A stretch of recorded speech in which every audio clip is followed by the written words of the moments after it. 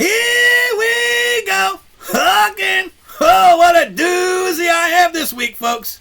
Be careful if you're listening and paying attention, because you just might learn something. And we can't have an electorate in America who knows anything. Look at Obama. Oh, my. Now that Donald Trump has set ablaze another third rail with liberals and mainstream Republicans who have been bombarding him over what he says without understanding where he's coming from, which is typical with ignorance.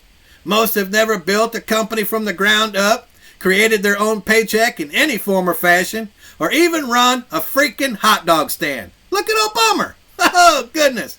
And most don't know the art of negotiating either. What is the art, you ask? I'm glad you asked that. The answer is simple. You have a widget for sale. Joe comes to you and asks, how much would you like for the widget? A good negotiator's first response is always outrageous. Always. Blows Joe's mind.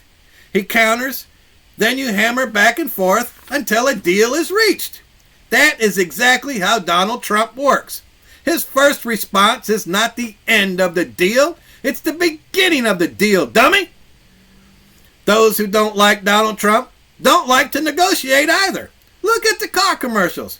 They don't want to negotiate for the price of an automobile. They want one price.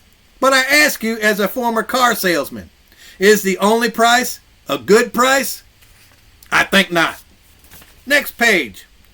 The only way to know something is to study.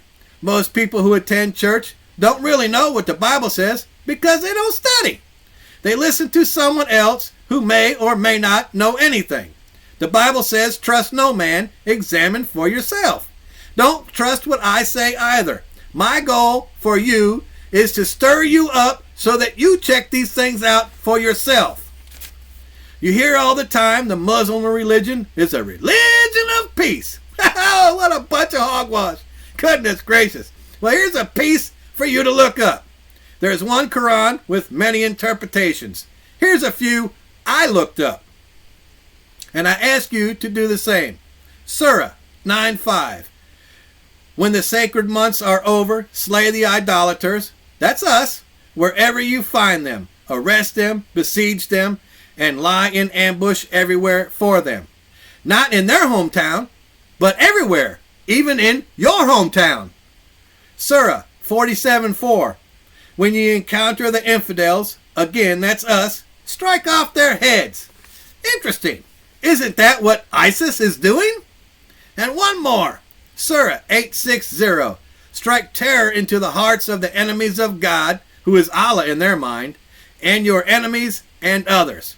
Does this sound like a religion of peace to you? I have studied the Bible from Genesis to Revelation. Nowhere does it say anything close to what I just read to you.